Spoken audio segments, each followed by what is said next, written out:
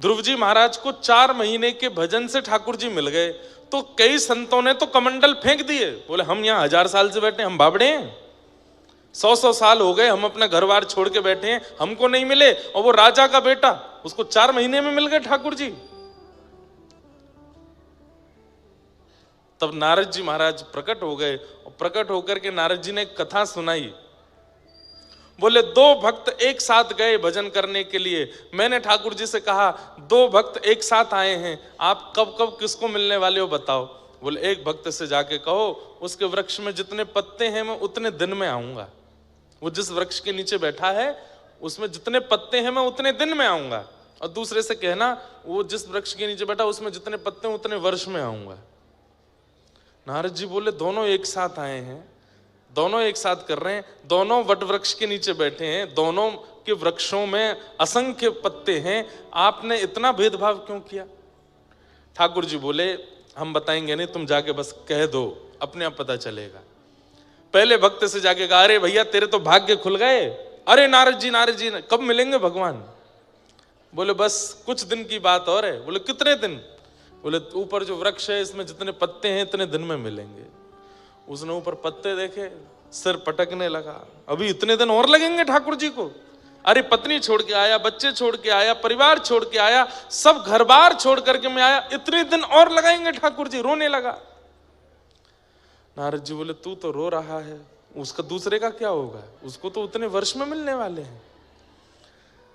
चल भैया थोड़ी और बोले मैं प्रतीक्षा नहीं, इतने दिन कौन प्रतीक्षा करे, मैं तो जा रहा हूं।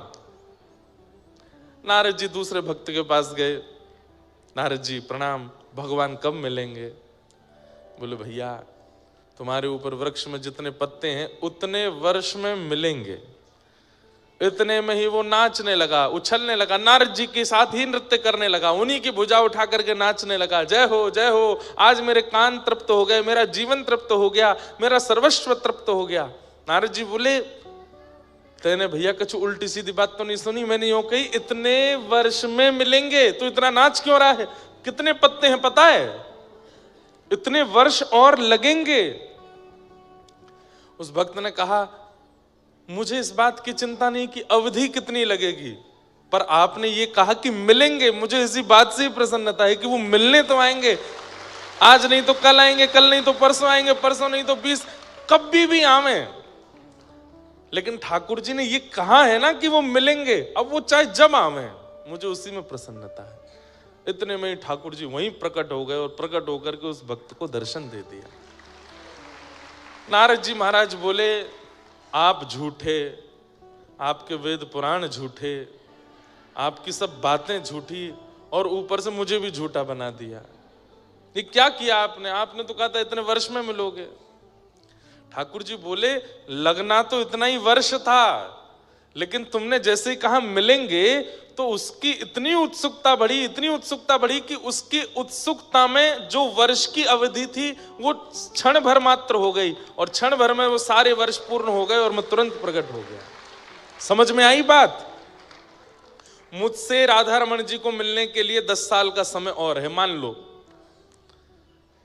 अब 10 साल 15 भी हो सकते हैं, 20 भी हो सकते हैं। कब? यदि मुझ में आलस्य आ जाए, यदि मुझ में विकार आ जाए, यदि मुझ में उत्सुकता की कमी आ जाए, तो वो 10 के 15 भी हो सकते हैं, 15 के 20 भी हो सकते हैं, 20 के 2 वर्ष भी हो सकते हैं, 20 के 2 जन्म भी हो सकते हैं, एक कल्प भी हो सकता है, एक युग भी हो सकता है।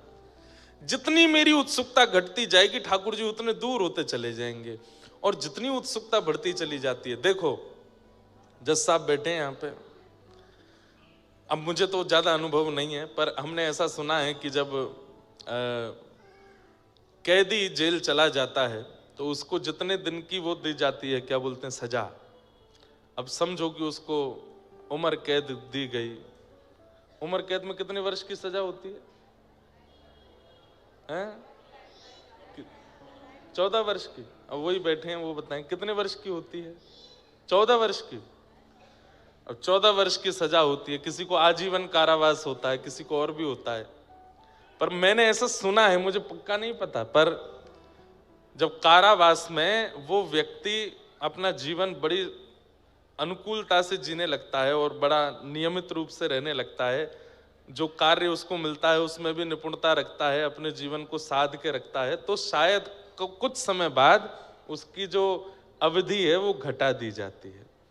उसको जितने दिन रहना है, अब ऑर्डर तो ऑर्डर है, अब ऑर्डर तो हुआ था कि 14 वर्ष रहेगा, लेकिन उसने अपना जीवन इतना सुगम बना लिया, इतना योग्य बना लिया, अपने विचार व्यवहार से इतना मोह लिया सबको कि फिर याचक लोग ही जाकर के कहते हैं, बोले महाराज वो बड़ा बढ़िया से रहता है, ठीक है, कोई ऐसी दिक्कत, तो फिर उसकी जो सजा की अवधि थी उसको घटा देते हैं, उसको 8 वर्ष कर दिया, 9 वर्ष कर दिया, चलो इसको अब छोड़ दो, अब हो गया, ठीक है। ठीक वैसे ही मुझसे आपसे मिलने के लिए ठाकुर जी ने एक नियमित समय चुन रखा है सबके लिए। पृथ्वी पर जन्म लेने वाले हर व्यक्ति का जन्म लेते ही ठाकुर जी एक नियमित समय भी रखते हैं, इस समय पे मैं इसको मिलूंगा। लेकिन हमारे कर्म या तो उस अवधि को बढ़ा देते हैं या उस अवधि को घटा देते हैं। वो बढ़ते ही जा रहे हैं, हमारे घट नहीं रहे मेरे और आपके, क्योंकि हमारे कर्म, विचार, व्यवहार, स्वभाव पवित्र ही नहीं है। संसार एक कारावास है, हम आप सब लोग यहाँ नियमित रूप से रह रहे हैं। कारावास के भी नियम होते हैं, यहाँ के भी नियम बनाए गए, पर उन नियमों से विपरीत चल करके जब हम इस कारावास रूपी संसार में रहते हैं तो क्या होता है, जब नियम का उल्लंघन करता है तो और ज्यादा अवधि बढ़ा देते हैं, और 5 साल रखो इसको यहीं पे, और इतने दिन तक इसको यहीं रहना है। तो ठीक उसी प्रकार भैया उत्सुकता जिसमें अधिक होती है उसको ठाकुर जी मिलते हैं। तो आप लोग, जब मैं यहां बैठता हूं, अब देखो महाराज जी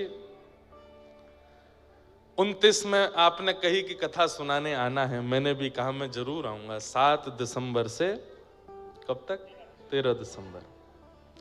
पर मेरी इच्छा है कि मैं अगली बार श्री हनुमंत लाल जी के चरणों में 7 दिवस की राम कथा सुनाऊं इस बार। और दूसरी बात, महाराज जी मेरे से मिले जब पहली बार तो बोले कि महाराज जी हमारे नैमिषारण्य में लोग नहीं आते, हमारे नैमिषारण्य में बहुत कम भीड़ होती है, ये होता है वो होता है। देखो महाराज जी पीछे आपकी जाली खुलवा दो तो बैठ जाएंगे लोग, बेचारे खड़े हैं वहां पे, उन लोगों को कहाँ बैठवाएं। तो जब राम कथा अगली बार हो तो एक यहाँ पर भी पंडाल बनवा दीजिएगा, और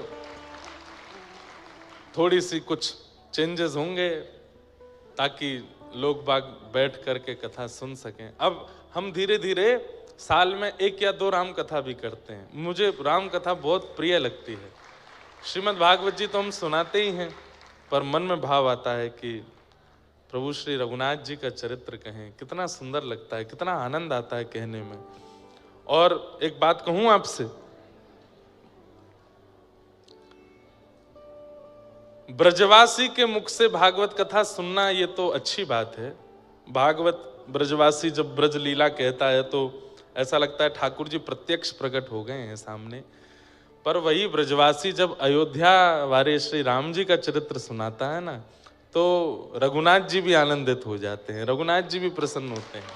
और श्री हनुमान जी जो हैं ये तो प्रभु चरित्र सुनवे के रसिया हैं। जब अलग अलग वक्ता इनको राम कथा सुनाते हैं तो इनको भी प्रसन्नता होती है। लेकिन कोई राम कथा, अवधी भाषा की राम कथा, और कोई ब्रजवासी सुनावे ब्रज भाषा में कितना अच्छा लगेगा है। प्रभु श्री राम लक्ष्मण जी ते बोले अरे तो मेरी चिंता ना है न कहूं अभी ब्रजभाषा राम जी बोले, कितने अद्भुत लगेंगे। शुद्ध हिंदी में बोलते हैं राम जी तो, लेकिन वो ब्रजवासी अगर उस भाव को सुनावे तो कितना आनंद आवे। तो इसलिए हम जहां जहां हमारी क्या बोलते हैं उसको, दोबारा कथाएं होती हैं, वहां हम या तो भक्तमाल जी सुनाते हैं या राम कथा सुनाते हैं। तो मन में भाव है कि 2029 में जब पुनः नैमिषारण्य आएंगे हनुमान जी के चरणों में, तब राम कथा सुनाएंगे और आनंद आएगा।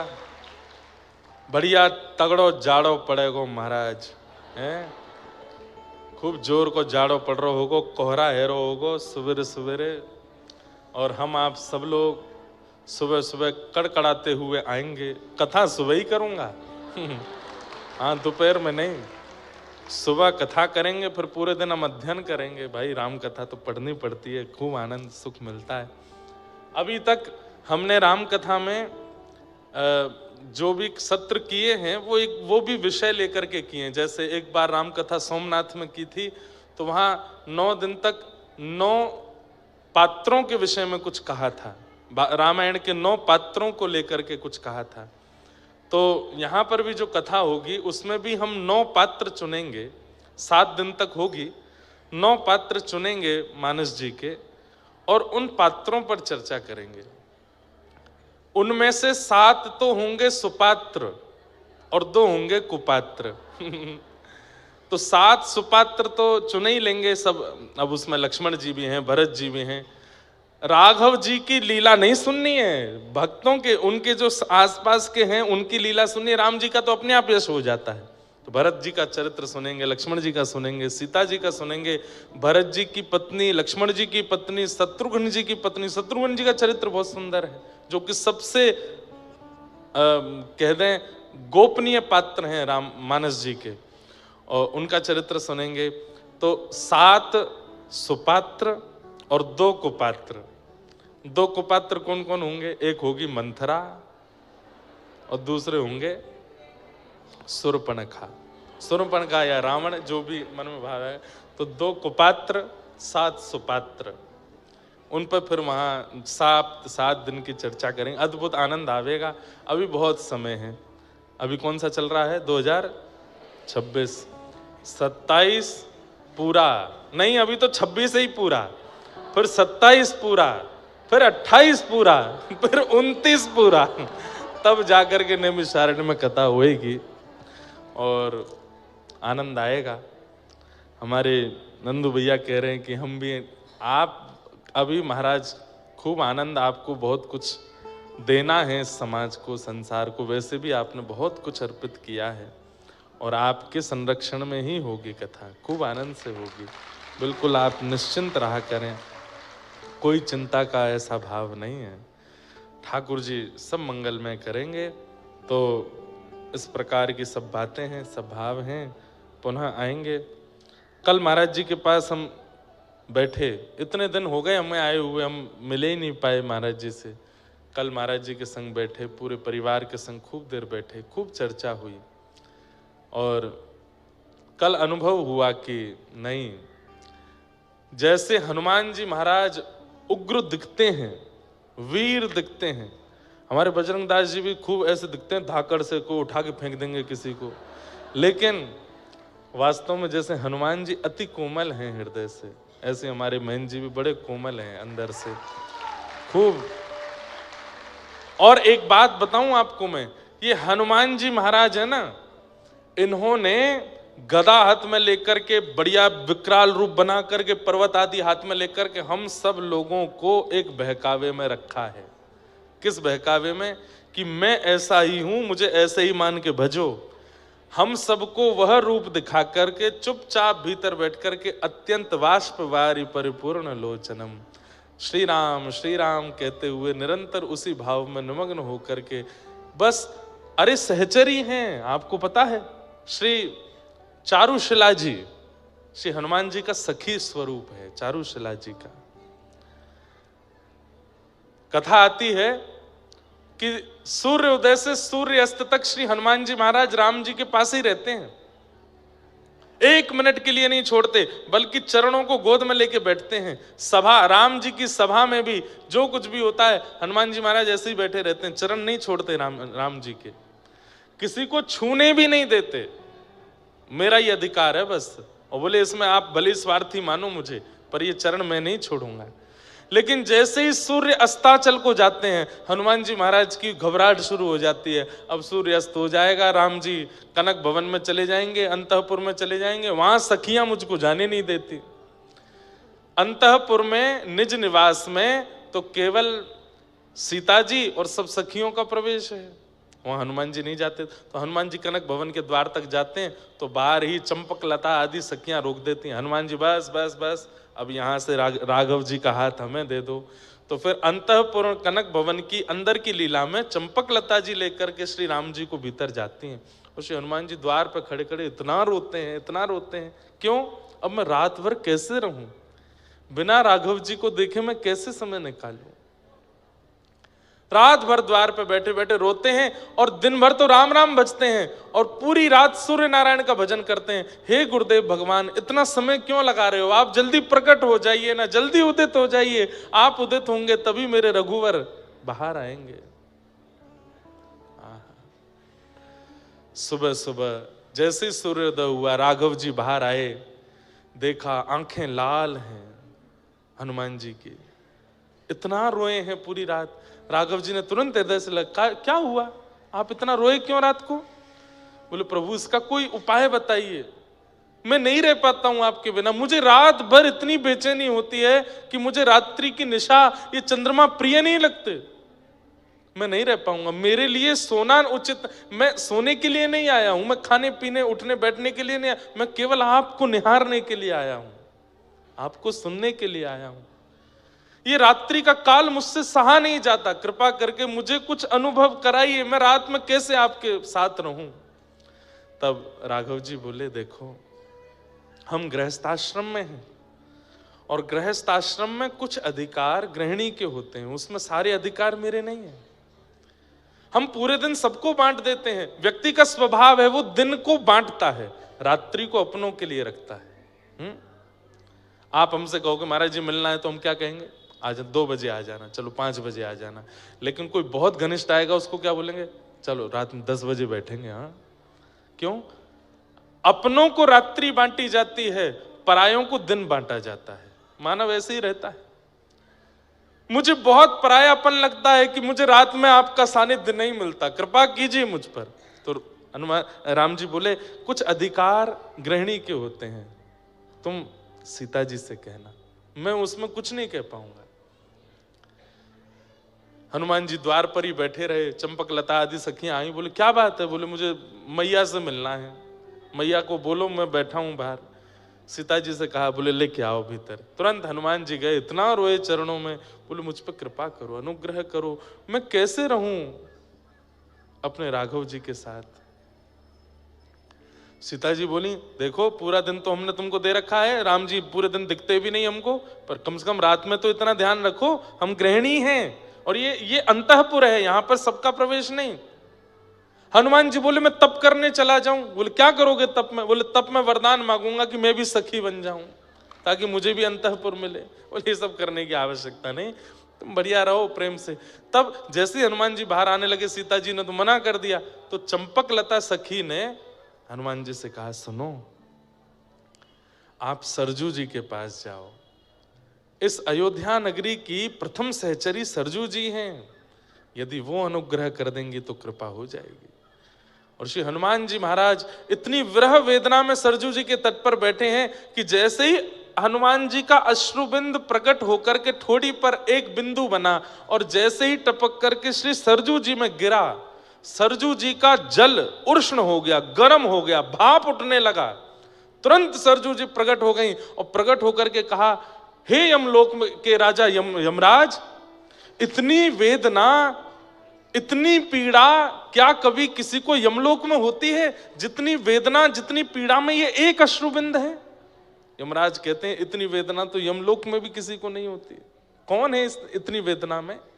तब देखा तो तट पर श्री हनुमान जी बैठे हैं, कितनी वेदना है उनको राघव जी के दर्शन की।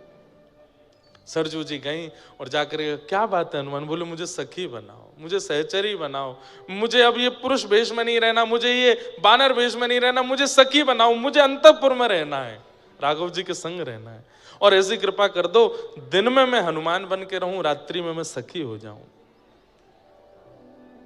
और श्री सरजू जी ने कृपा करके वीणा प्रदान की श्री हनुमान जी को और संध्या होते ही आशीर्वाद दिया कि संध्या होते ही आप चारुशिला सखी के रूप में प्रकट हो जाओगे और अंतःपुर में श्री राघव जी की सेवा करोगे।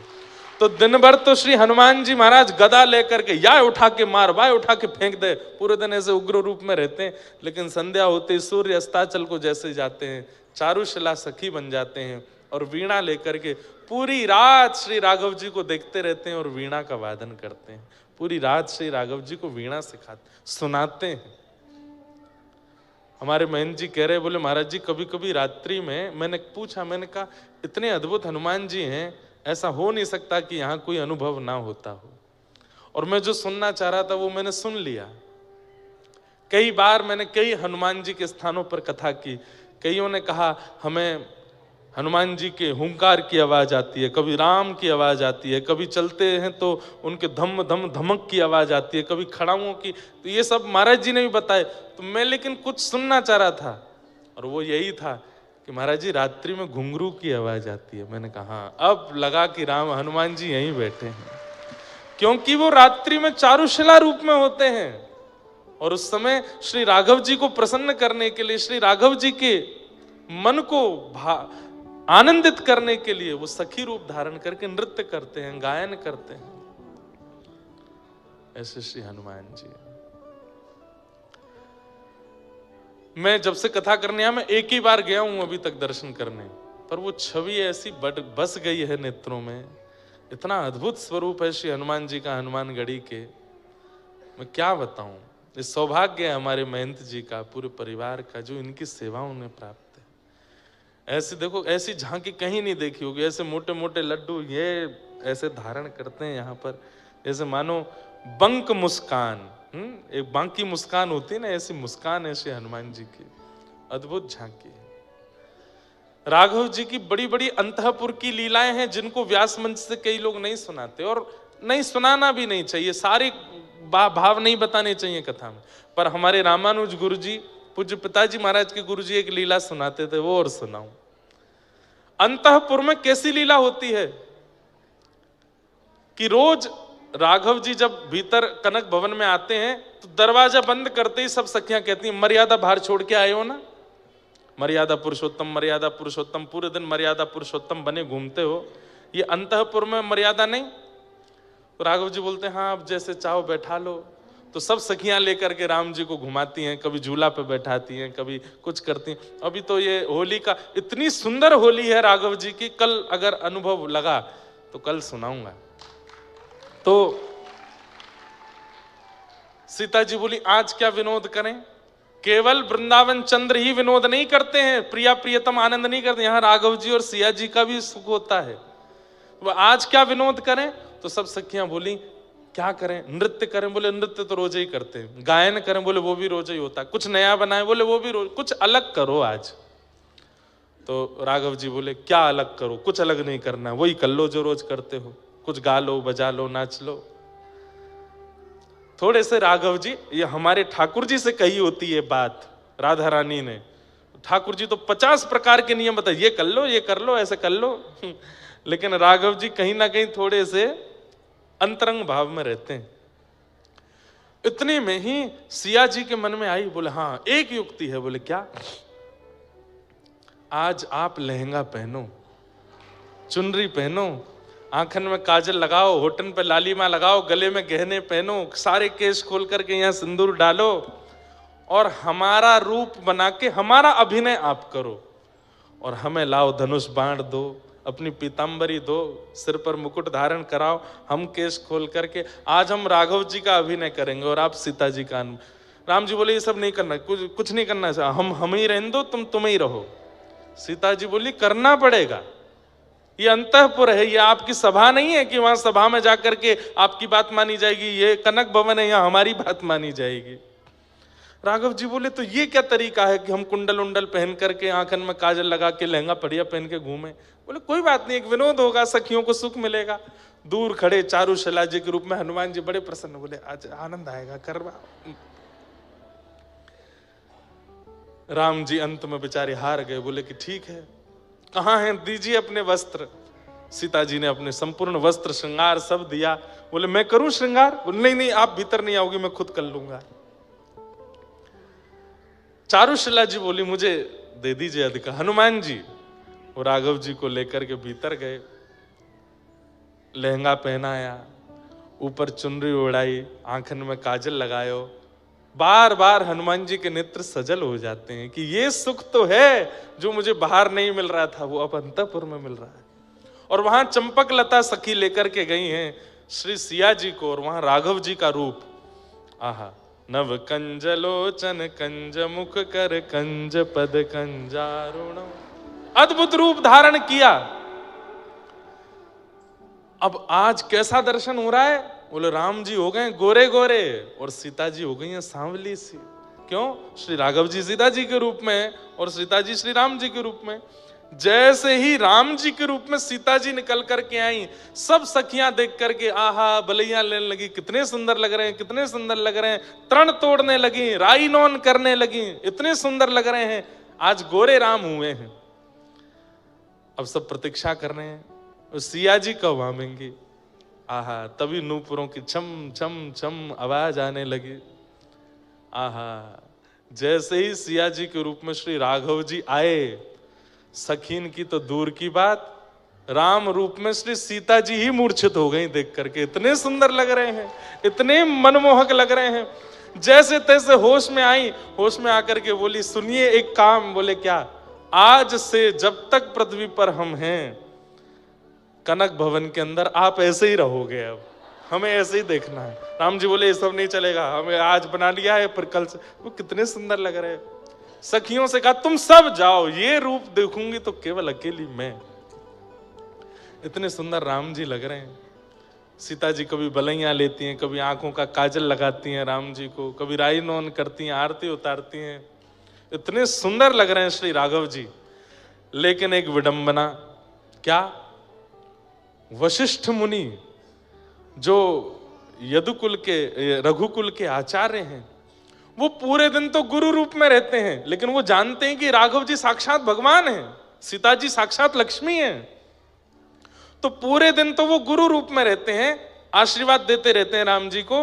लेकिन संध्या होते ही वो सरजू जी के तट पर अपनी कुटिया में जाते हैं और तुरंत गुरु रूप त्याग करके एक साधक बन जाते हैं और श्री राघव जी के चरणों में बारंबार प्रणाम कर मानसी सेवा करते हैं। राघव जी को चित्त में बुला के उनको प्रणाम करते हैं। लेकिन हैं भी तो वशिष्ठ मुनि। अब वशिष्ठ मुनि जैसे ही सरजू जी के तट पर बैठे, नेत्र बंद करके हृदय में राघव जी को प्रणाम करने के लिए जैसे ही उनका आवाहन किया, तो क्या देखते हैं? राम जी तो गोरे गोरे दिख रहे हैं और सीता जी सांवली सी दिख रही हैं। वशिष्ठ मुनि बोले ये क्या हो रहा है चित्त में? ये राम जी गोरे कैसे हो गए? ये श्याम वर्ण के ठाकुर जी गोरे क्यों दिख रहे हैं?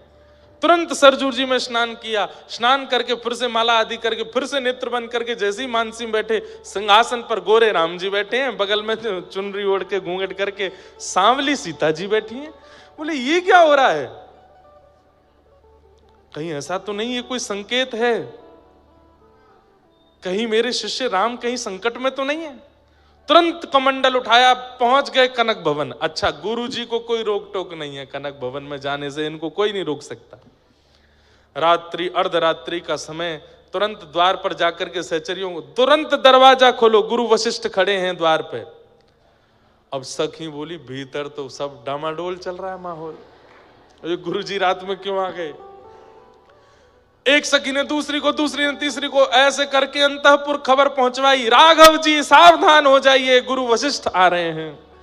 अब ये सुनकर के सीता जी राम जी के रूप में वो तो तुरंत उठ करके गई और तुरंत लहंगा आदि सब पहन करके आ गई। और राम जी के कभी केश में कुछ फंस गया, कभी कानन में कुछ फंस गया, कभी ये।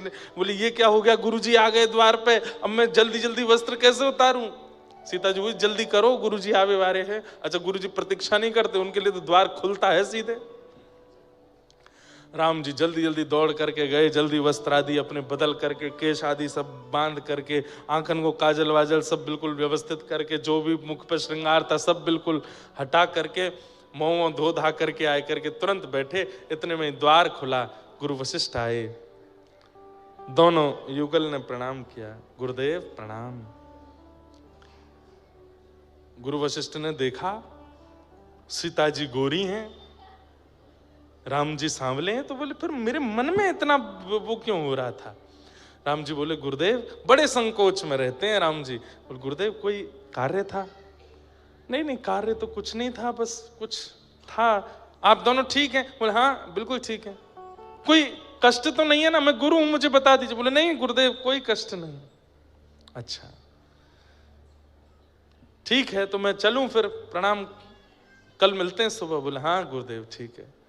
जैसे ही घूम करके जाने लगे वशिष्ठ जी फिर रुके, फिर दोबारा मुड़े, राम जी के थोड़े पास गए, यहां से केश हटा करके देखे तो बीच में मांग भरी पड़ी है। राघव ये क्या? अब तो राम जी पूरे ठंडे पड़ गए ऊपर से नीचे। नहीं नहीं गुरुदेव कुछ नहीं कुछ नहीं कुछ ऐसे। गुरुदेव वो आज वो हनुमान जी ने कुछ डाल दिया था, चारुशिला जी के रूप में हनुमान जी खड़े बोले, मैंने कब डाला? वशिष्ठ जी जैसे ही सिया जी की ओर, सीता जी कभी देखती नहीं है, नीची नजर रखती हैं, लेकिन आज नजर उठा के वशिष्ठ जी को देखा है और नेत्रों में ही समझा दिया, बोले अंतःपुर की लीला है, आप क्यों आ गए बीच में? तुरंत वशिष्ठ जी समझ गए, अच्छा अच्छा अच्छा राघव सुनो।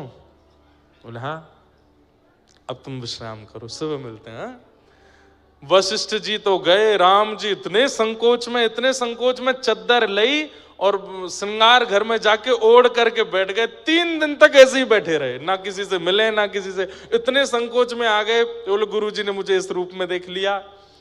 यहाँ पे दशरथ जी मनाने आए, कौशल्या मैया मनाने आई, केकई मनाने आई, सब मनाने के लिए आ गए, लेकिन राम जी माने नहीं।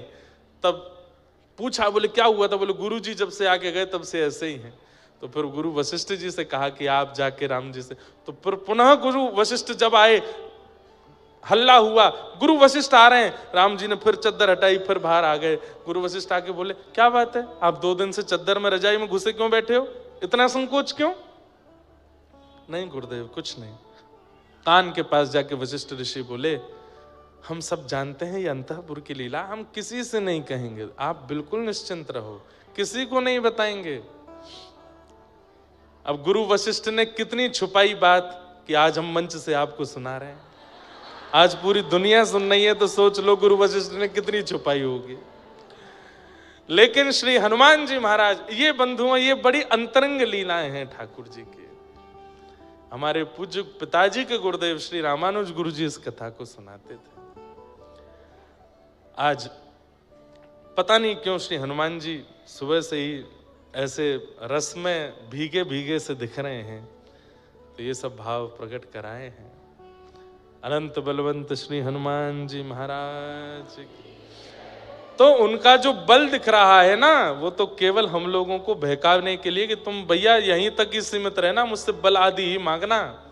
वास्तव में श्री हनुमान जी से तो प्रेम लक्षणा भक्ति मांगो, क्योंकि अंतःकरण में तो वही रस है, वही प्रेम है, वही भाव है श्री हनुमान जी के। अब मेरे को कथाएं तो इतनी याद आ जाती हैं। कृष्ण लीला में जो वंशी है ना, कल्याण अंक में मैंने पढ़ा था, वो श्री हनुमान जी महाराज है। हनुमान जी ही हैं। राम जी ने भरत जी से पूछा कि हनुमान ने हमारी इतनी सहायता करी कि हमें ऋण जैसा लगता है अपने ऊपर, उसके ऋण से हम कैसे ऋण हों? तब भरत जी महाराज बोले, अब ये इसका उत्तर मुझ पे तो नहीं है। तब बोले तुम जब संशय में आते हो तो क्या करते हो? बोले मेरे पास तो आपकी पादुका है, मैं आपकी पादुकाओं से संशय का समाधान पूछता हूं। तो राम जी ने अपनी ही पादुकाओं से पूछा, आपने 14 वर्ष तक अयोध्या का पालन किया है, आप हमसे पूर्ववर्ती राजा हैं दोनों, हमारी शंका का समाधान करो, श्री हनुमान जी महाराज के ऋण से ऋण कैसे हुआ जाए। तब प्रभु श्री राम जी की पादुकाओं ने आज्ञा करके कहा कि महाराज एक ही तरीका है। बोले क्या? हनुमान जी दंडक वन में संतों को आश्वासन दे करके आए हैं कि उन संतों को आप द्वापर युग में कृष्ण रूप में मिलेंगे और वे सब संत गोपी बन करके आएंगे। दंडक वन में जिन जिन संतों से राम जी नहीं मिल पाए थे, सबकी सुध लेने हनुमान जी गए। तब सब ने रोते हुए कहा हमको राम जी क्यों नहीं मिले? तब हनुमान जी ने सबको आश्वासन दिया, आप सब लोग चिंता मत करो, द्वापर में ये कृष्ण बन के आएंगे और आप सब ही ब्रज की गोपी बन के आओगे, ठाकुर जी आपको मिलेंगे। तब एक संत ने कह दिया, क्या आप आओगे द्वापर में? क्योंकि हम गोपी बन के आ गए, ये कृष्ण बन के आ गए, और कहीं बिचौलिया के रूप में आपने आके हम दोनों को नहीं मिलवाया तो आप आओगे? तो हनुमान जी बोले ये तो ठाकुर जी जाने, मेरा कोई क्रम है कि नहीं द्वापर में। तो पादुकाओं ने आज राम जी को बताया, बोले कि हनुमान जी चिंता में हैं कि द्वापर में मुझे आना है कि नहीं, और वहां संतों को वो वचन दे करके आए कि वो उनको गोपी रूप में कृष्ण से मिलवाएंगे। तो इसलिए द्वापर में आप जब कृष्ण बनेंगे, आपके अधर पर विराजने वाली जो वंशी है वो महादेव का अवतार, और महादेव के रुद्रों में ही श्री हनुमान जी हैं, तो हनुमान जी ही वंशी के रूप में आपके अधर पर बैठेंगे, और जब आप प्राण पिरोएंगे तब उन सब गोपियों को खींच करके आपके समीप लाने का कार्य इन्हीं का होगा। आहा, अद्भुत अद्भुत भाव है। सबको प्रणाम करते हैं। कहां चल रही थी कल कथा? नख पे धार लियो गिरिराज नाम, गिरधारी पायो है। सुरपति पूजा मेट कृष्ण, गिरिराज पूजायो है। ओ सुरपति पूजा मेट कृष्ण, ये हमारी ब्रज के रसिया हैं। अभी होली के दिन चल रहे हैं, केवल होली में रसिया नहीं गवते, सारी लीला रसिया में है। ये रसिया है, गाइए हमारे साथ। सुरपति पूजा मेट कृष्ण, गिरिराज पूजायो है। सुरपति पूजा मेट कृष्ण, गिरिराज पूजायो। ओ 1.25 लाख मण सामग्री को भोग लगायो है। 1.25 लाख मण सामग्री को भोग लगायो। हे नख पे धार लियो गिरिराज नाम, गिरधारी पायो है। नख पे धार लियो गिरिराज नाम, गिरधारी पायो। हे नख पे धार लियो गिरिराज नाम, गिरधारी पायो है। नख पे धार लियो बोल गिरिराज धरण की।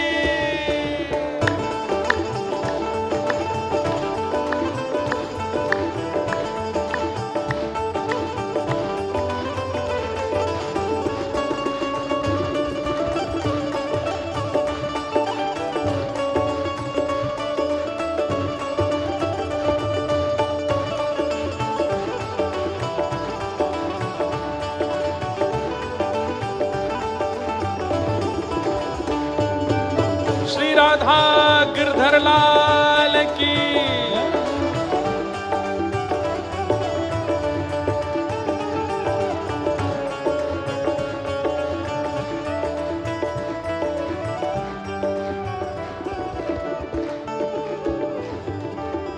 पड़ी स्वर्ग में खबर, क्रोध सुरपति को आयो है। पड़ी स्वर्ग में खबर,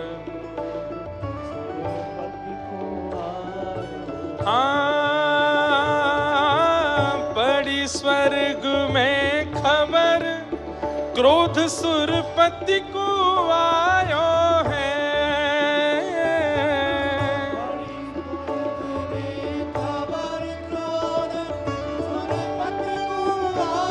तब इंद्र ने क्या किया? मूसलधार अपार बहुत पानी बरसायो है। मूसलधार अपार बहुत पानी बरसायो। मूसलधार अपार बहुत पानी बरसायो है।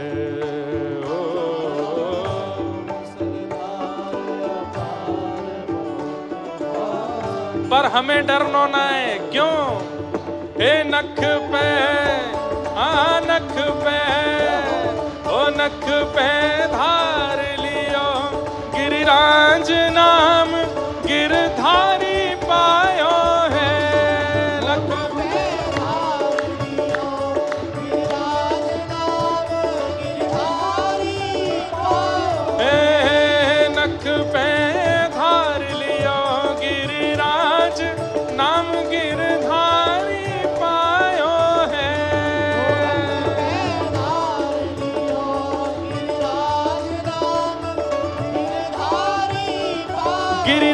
गिरिराज धरण प्रभु तुम्हारी शरण, ओ गिरिराज धरण प्रभु तुम्हारी शरण, प्रभु तुम्हारी शरण, गिरधर तुम्हारी शरण, प्रभु तुम्हारी शरण, गिरधर तुम्हारी शरण। नख पे हा नख पे हो, नख पे धार लियो गिरिराज नाम गिरधारी पायो है।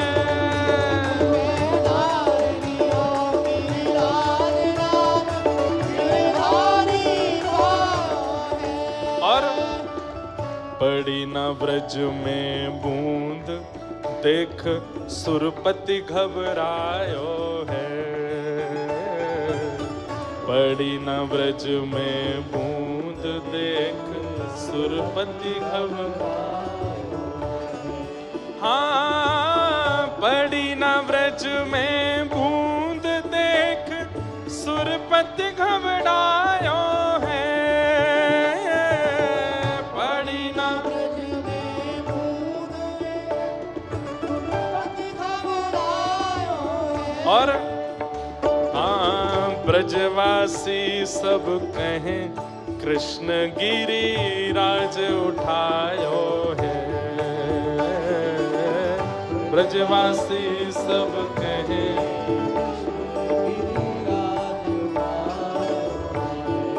ओ ब्रजवासी सब कहें कृष्ण गिरिराज उठायो है। ब्रजवासी सब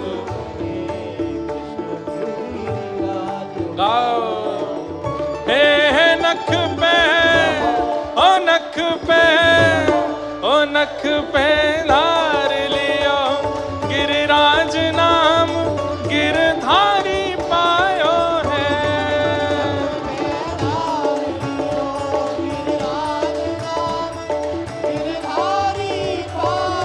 हाँ नख पे धार लियो गिरिराज नाम गिरधारी पायो है।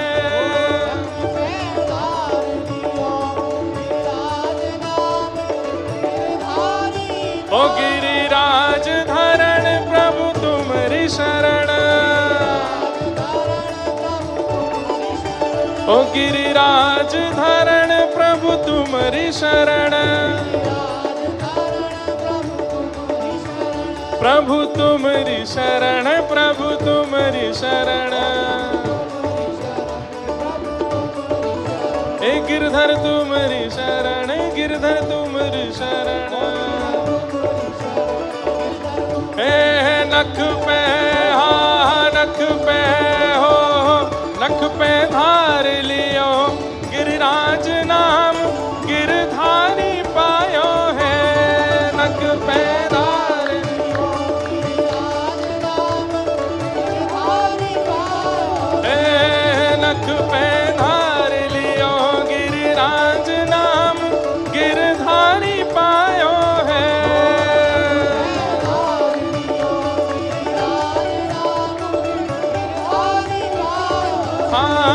नख पे धार लियो गिरिराज नाम गिरधारी पायो है।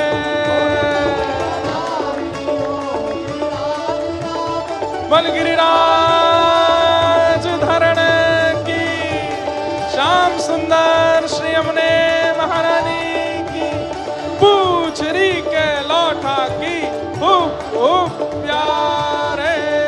क्या बात है बंसी वारे, शाबाश। पड़ी ना ब्रज में बूंद देख सुरपति घबरायो है,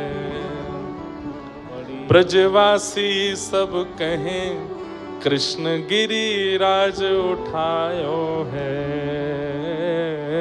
ब्रजवासी सब कहें कृष्ण गिरिराज उठायो है। ओ नख पे धार लियो गिरिराज नाम गिरधारी पायो है, नख पे धार लियो। गिरिराज नाम गिरधारी। 7 दिन तक, 7 रात्रि तक ठाकुर जी ने श्री गिरिराज जी धारण करके रखे। सुरपति इंद्र तुरंत चरणों में आए और आकर के क्षमा मांगने लगे। पिता गुरुस्त्वं जगतामधीशो, दुरत्ययः काल उपात्त दंड, हिताय स्वेच्छा तनुभिः समीहसे, मानं विधुन्वन् जगदीश मानिना। हे नाथ, मुझे क्षमा कर दीजिए, मुझसे अपराध हो गया। मैं आपके रूप को पहचान नहीं पाया, आपकी इस लीला को नहीं जान पाया। आप मेरे पिता हैं, मेरे गुरु हैं, आप चाहें तो मुझे दंडित कर सकते हैं। बंधुओं, इंद्र ने अपराध करने के बाद अपने अपराध को स्वीकार किया। हमारे भारत के विशिष्ट संत हुए श्री विनोबा भावे, महाराष्ट्र के, वे कहते थे कि मानव का सबसे सुंदर गुण क्या है? अपने अवगुणों को स्वीकार करना, ये सबसे बड़ा गुण है। कभी आप आजकल के युवाओं को, कभी कभी मुझे लगता है कि हम कथा के अलावा कुछ सत्र किया करें, केवल युवाओं को कुछ समझाने बताने के लिए। कभी अवसर मिले, श्री विनोबा भावे जी के ग्रंथों को मंगाइए और उनको पढ़िए। हमारी व्यासपीठ पर बैठने में और हमारे स्वयं के जीवन में बहुत कुछ श्री विनोबा भावे जी की कृपा से है।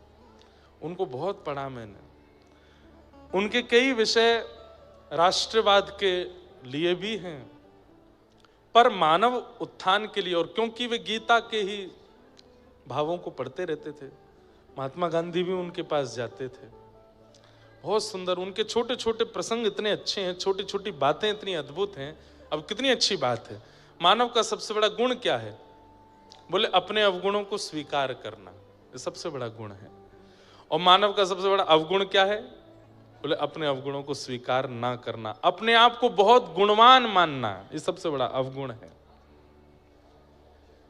बंधुओं, व्यक्ति शीशा दिखता है तो शीशे में, शरीर में या मुखमंडल पर जो कमी होती है शीशा दिखा देता है, और उस कमी को आप ठीक कर लेते हो। कोई बाल आगे आ रहा है तो ठीक कर लोगे, आंखों के ऊपर कुछ हो रहा है तो वहां ठीक कर लोगे, नाक टेढ़ी मेढ़ी हो रही है तो सीधी कर लोगे, गहने इधर उधर हो रहे हैं तो उसको व्यवस्थित कर लोगे, कपड़ा कुछ ऊपर नीचे है तो ठीक कर लोगे। ठीक वैसे ही बंधुओं, व्यक्ति प्रत्येक दिन अपने अवगुणों को, अपने अवगुण रूपी दर्पण को देखे। मुझ में क्या क्या अवगुण है? क्रोध है, लोभ है, ईर्ष्या है, अभिनिवेश है, ये है, जो भी आपके अवगुण हैं, नित्य उसको यदि आप स्वीकार कर, तो मुझ में ये अवगुण है, तो यह स्वीकारीकरण आधे अवगुण को नष्ट कर देगा। व्यक्ति अस्वीकार करता है, इसलिए वह अवगुण बढ़ता रहता है, बढ़ता रहता है।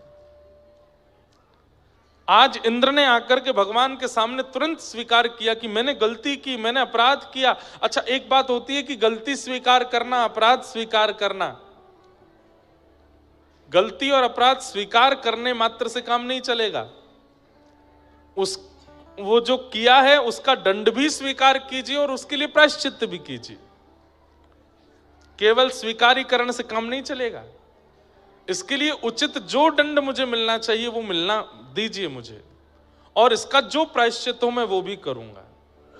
तब जाकर के आप अपने अपराध से विमुक्त हो पाओगे। लेकिन हमारा आपका स्वभाव कैसा है कि हम अपने अपराधों को सदा नजरअंदाज करते रहते हैं, अपने दोषों को सदा नजरअंदाज करते रहते हैं। इसलिए वो दोष अंतिम समय तक चित्त में रहते हैं, और एक समय आयु हो जाने के बाद तो वो दोष इतना प्रगाढ़ हो जाता है, आपके मुंह पे दिखने लगता है, आपके मुख मंडल पर उसकी झांकी आ जाती है कई बार। और एक बात बोले, व्यक्ति का चेहरा सब कुछ बता देता है।